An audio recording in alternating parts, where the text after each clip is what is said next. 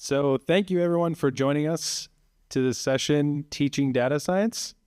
And please welcome James Wade.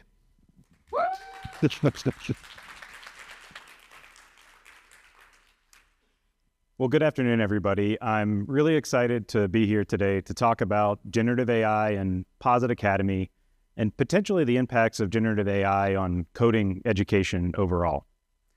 An alternative title I could have given this talk is How I Learned I Was Wrong About Generative AI. To say what I mean by that, I first want to tell you about my experience with Academy at Dow, where I work. We've had around 200 researchers that have participated in the program.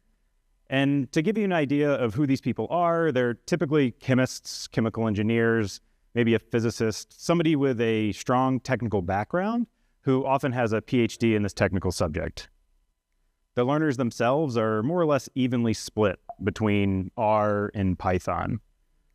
What's more, they don't really identify as a data scientist. They are part of a growing community we have internally of citizen data scientists, which you might have your own definition in your head, but for us, what it means is somebody who's interested in applying concepts of data science to their work, but doesn't identify as a data scientist as the core function of their role.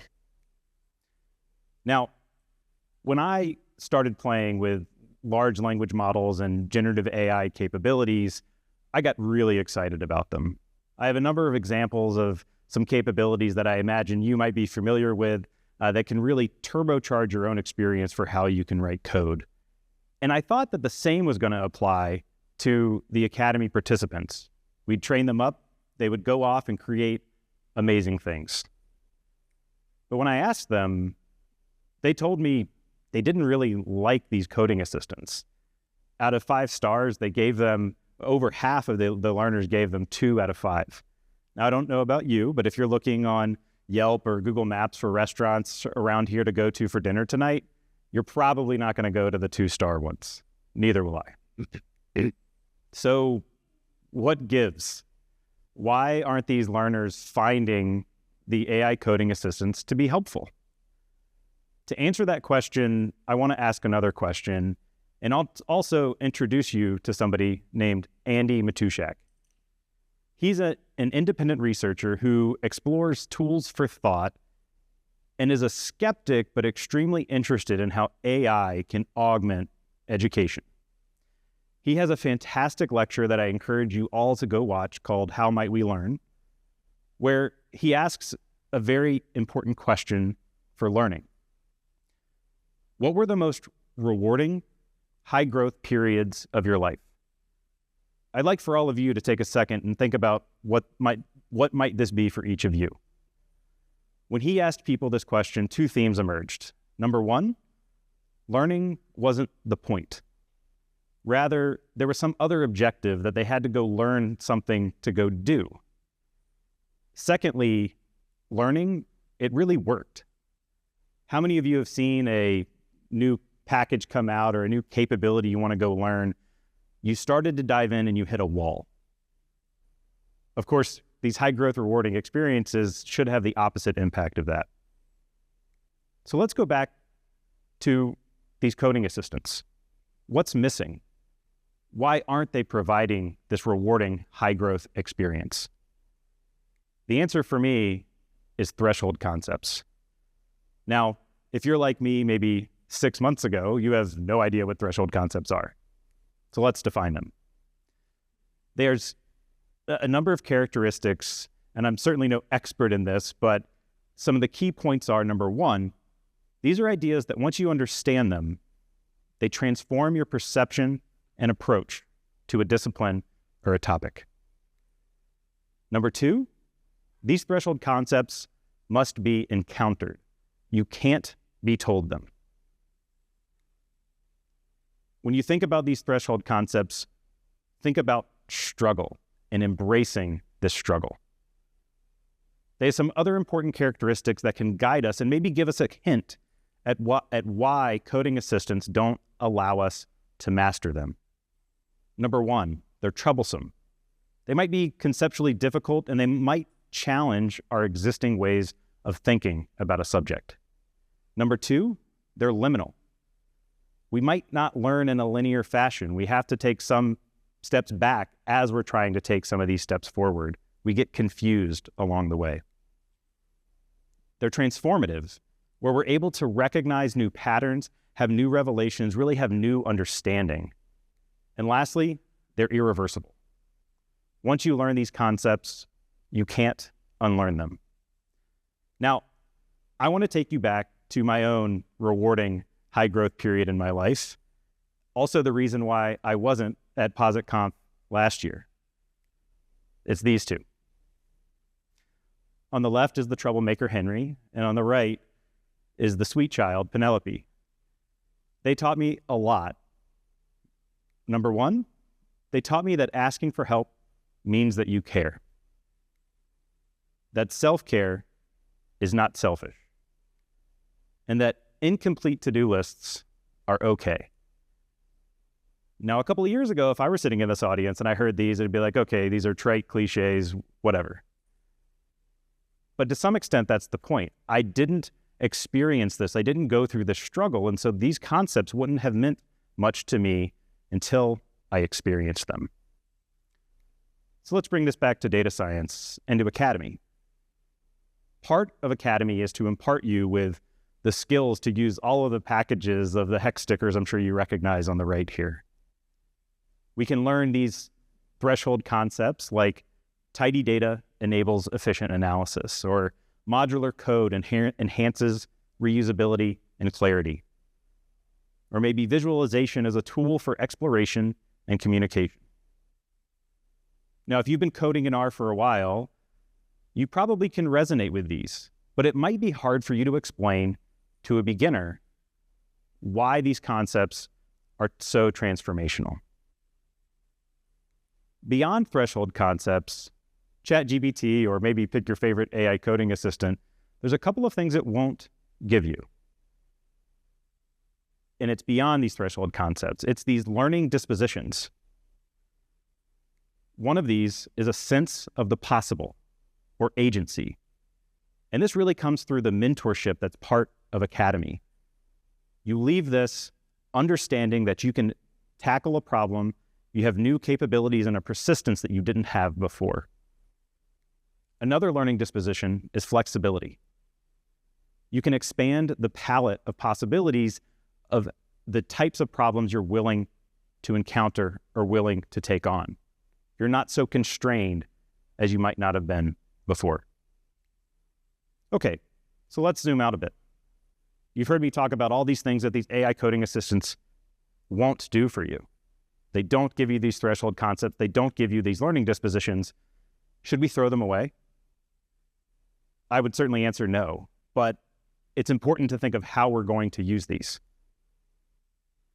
Let's go through some analogies.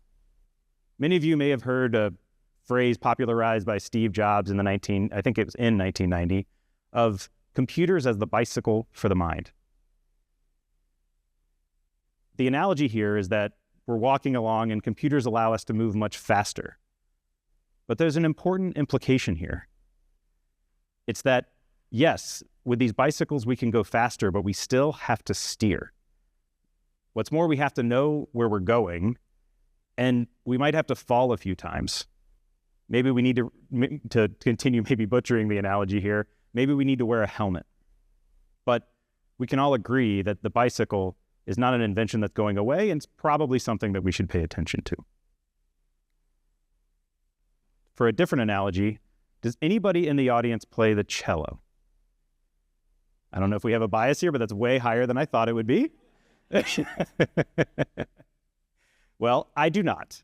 But let's say you're going to go compose a masterpiece concerto. You could ask some of these new AI capabilities to go write that concerto for you. And it would produce one that probably sounds pretty good, maybe is passable, maybe even for a naive listener like myself, I would actually enjoy. But it's not the concerto that you would write. Much in the same way, these coding capabilities aren't going to produce what we are going to create. If I'm going to go make a new Shiny app, part of the creation process is using the app itself, the creation of the app itself, to discover what it is I actually want to create. So in that sense, writing concertos and coding are contingent disciplines. Let's go back to Academy. I have here a very overly simplified curriculum of the Foundations course, and I would challenge you to find anything from this that you would take out. The curriculum itself is 10 weeks long, and it actually really challenges the learners to push them up to their limits and learning capabilities. I'm not willing to take things out like summarizing data or certainly writing functions. So what do? We have 10 weeks, and we've really settled upon that as an appropriate length of time for this. How do we introduce these AI coding assistants? My suggestion here is to introduce them gradually and intentionally. For example, let's say week 3, you've just got exposed to the pipe, you can start to summarize your own data. Maybe it's time for you to use these AI coding assistants to do things like explain this piece of code that I don't understand. Or maybe explain this piece of code from a peer who did something really cool. You could also start to ask it to expand beyond your current abilities, maybe by just a little bit, doing things like show me how to group 2 columns together. Let's fast forward a few weeks later where you're starting to feel a little bit more at ease within a Markdown notebook. Maybe plotting is becoming something comfortable, something you're excited to show off to your colleagues. And you've started to, get annoyed with some spaghetti code. Now it's time for you to write some of this into functions. That can be both tricky, and you probably also want to go and document some of this as well. Well, as many of you probably know, these coding assistants are fantastic when it comes to writing documentation. It also can maybe help you improve some inefficiencies in your code. I've also found it's quite helpful if you ask it to impersonate some of your favorite programmers out there. In fact, if I ask the coding assistant to write in the style of Hadley, it usually does a pretty good job. As an aside, if you ask it to write in the style of Max Kuhn, it ends up going back to about a decade ago and majorly favoring Carrot, but that will come with time. So let's fast forward to the end. You're almost done with your curriculum. It's time for you to go and showcase some of the great creations that have come about. Now's the time to really, get on that bike, so to speak. It's time for you to maybe go a bit faster. Now it's time to maybe bring some of these code assistants inside of your IDE. Maybe it's time for you to go pay for a GitHub Copilot license.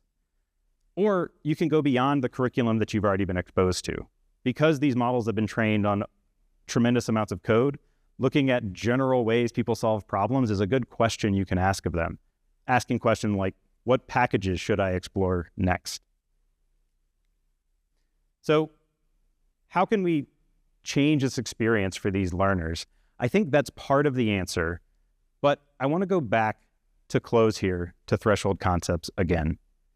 Now, I'll admit that threshold concepts are supposed to be established ideas within a field. That's certainly not true with generative AI capabilities overall. We're far from having clear established ideas in this space, but that doesn't mean we can't try. I'd love to hear from all of you of what you think the threshold concepts happen to be for these coding assistants. Some that come to mind for me are drive faster, but don't forget to steer, coming back to that bicycle analogy again. Or maybe something like prompting matters. Learning to use these capabilities is a skill. But I'm sure there's much more. What comes to mind for you? Are these right? Do these resonate? Establishing these threshold concepts, I think, will be critical in successful adoption of these tools, which will keep us relevant as coders, but also make sure we're preparing these new learners for the future. I want to finish with a huge thank you to all of the people who made our Academy program possible. I have Tony Sokolov in the audience here, who's done a tremendous amount of work to make sure we identify the right people who can participate from this program. And this has been a tremendous collaboration with Posit that gets me excited to come to work and, of course, to come here to the conference as well. So I want to thank you for all for your time, and I'm happy to answer any questions if you have them.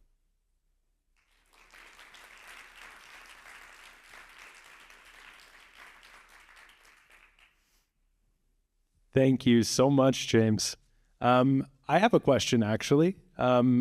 We've been listening to several talks that speak about how generative AI can augment your learning experience or augment your coding experience, just like you talked about.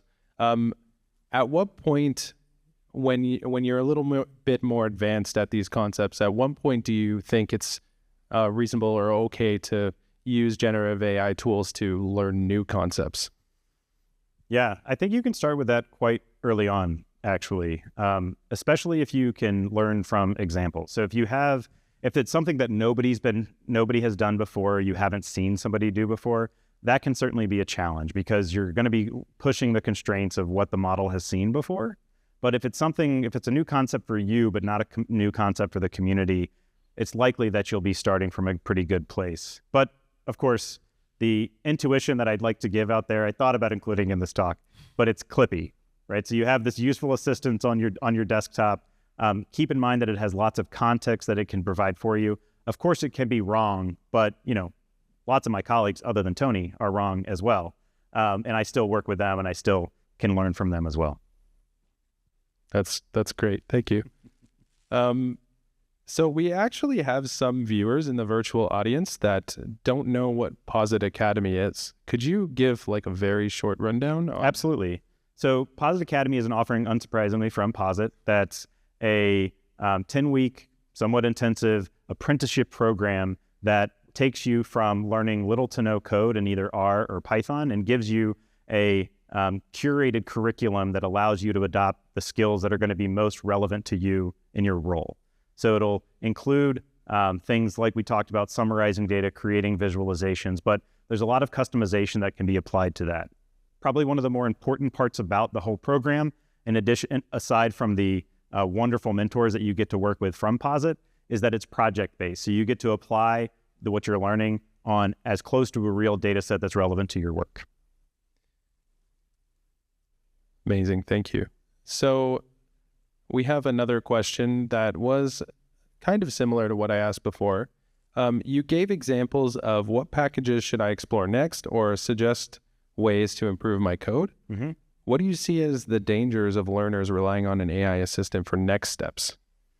Yeah, so there's certainly, you could end up going in directions that maybe the field has moved beyond. So I gave the example of Max Kuhn with Carrot, right? He would certainly recommend that you use tidy models these days. So that's the sort of thing, maybe the documentation isn't fully up to date. It's possible that the code is going to be wrong, but it seems similar to maybe looking at a Stack Overflow post where nobody has had a chance to upvote or something like that. So the risks are different. The risks are now isolated to your own experience with these agents, but it's not that the experience is the same rules apply, right? Where you want to be skeptical of code that you're going to go execute, but these agents are getting better and better, and there's an incentive, and especially for the commercial ones, for them to align with things that aren't going to get you in trouble. Right. And even from my own experience, I remember when some of the AI coding assistants weren't even able to access the internet, and things have just improved incredibly. So yep. Good news. Hopefully that continues on that trajectory. I think we have time for one more question here. So